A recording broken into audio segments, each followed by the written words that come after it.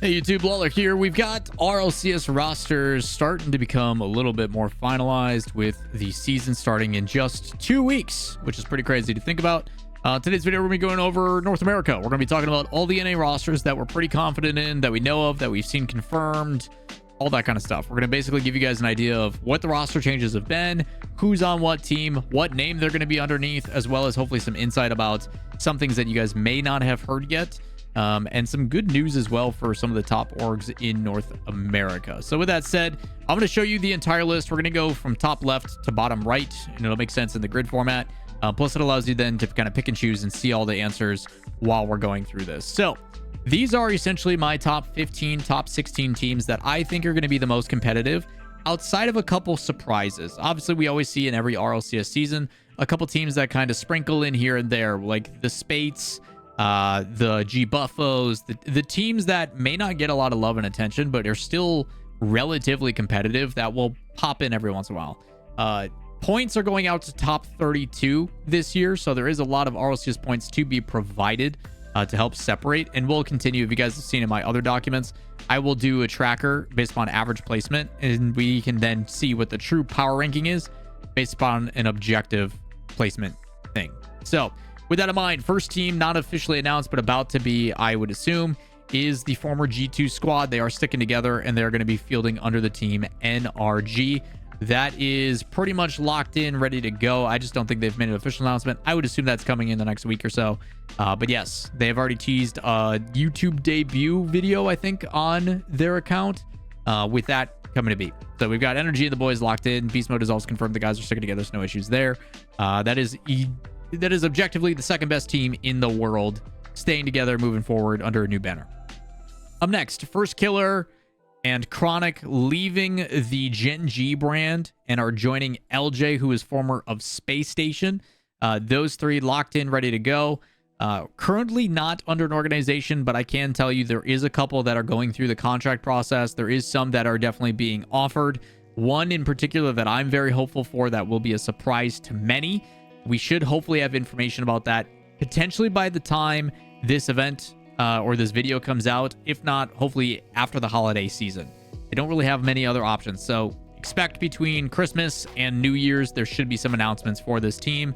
I'm really hoping that one gets locked in and support for them happens.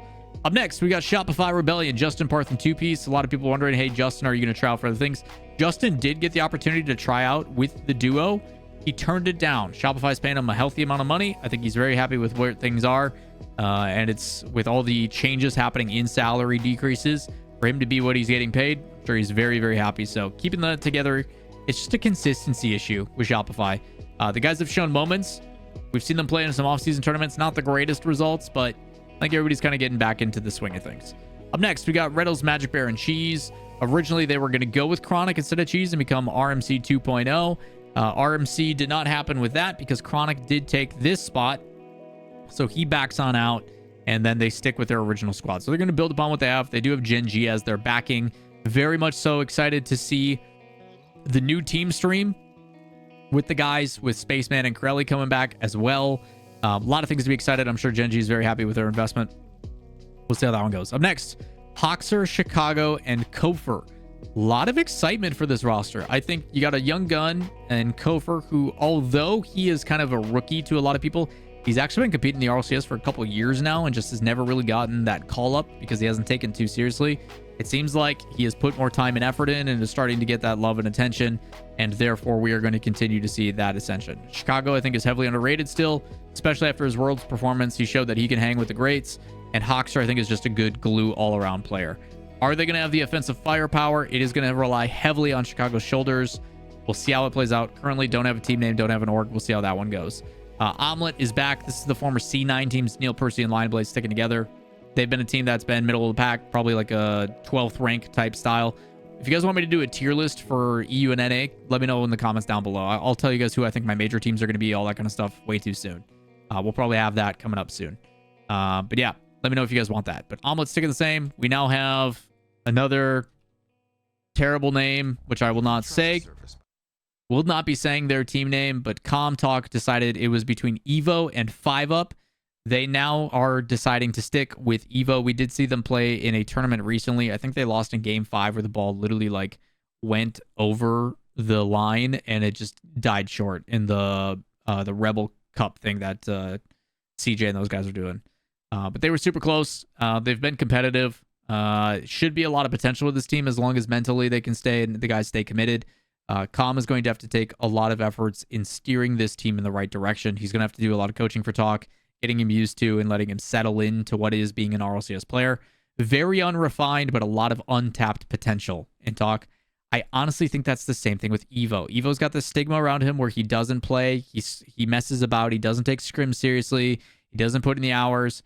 I can tell you, I've talked personally with Evo and said, hey, man, like, this is your last chance. Like, you're either going to get written off and you're going to have to retire, or you put that stuff behind you and you move forward and make an effort. He's still very, very good at the game. We all know that. We saw it on Dignitas last year. So you've got former Dig, you've got former OG, and then Talk is a rookie coming in. Canadian. Should be interesting to see how they play. Speaking of Canadians, we got Heybro. Not the Heybro we know that became TSM. This is a new Heybro with JNaps, Aqua, Eris, Aqua former of that Squishy Muffins roster with the Muffin Men. JNaps from OG. Eris bounced around a lot, played for Pirates on a boat. Talented player, but a little toxic at times from what it looks like. So hopefully they can settle in. Maybe some of the professionals in the JNaps rubs off and they can make a run for it. I personally haven't been impressed from what I've seen in public from these guys or in scrims, but it's a new team, new iteration. People play differently when there's stuff on the line. So I expect them to be consistent top 16. Where they'll land, flip a coin, dude. It's going to be pretty interesting. Space Station Gaming went the Young Guns. They reinvested in the potential of the future. Frosty Scribbles and Reveal, as you guys better know them as Snowmen. My issue with them is, while yes, they have a lot of potential, they have never had Ord backing. They have never had a dedicated coach. Xperia going to be taking over with that. Will that change things? Will that allow them to translate the talents into actual results? Because realistically, they haven't really had any.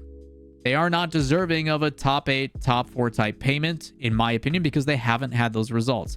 They had one moment where they kind of encapsulated like, hey, things are going well for us, and then it never happened again. So very interested to keep an eye on this roster and see how things go. As for the ex-TSM roster, we don't know a name. We can say confidently, because Evo is with this roster, that means 5UP is not, which I would very much so assume those guys are teaming up. So we've got Creams, Hockey, and 5UP, no longer Wavy. Curious to see how they play. I think Hockey and Creams are definitely underrated. But is it going to be enough to put it all together? Because Wavy had to be the workhorse with the offense. Is 5UP going to be able to do that? 5UP, when he plays confidently, is a dangerous player.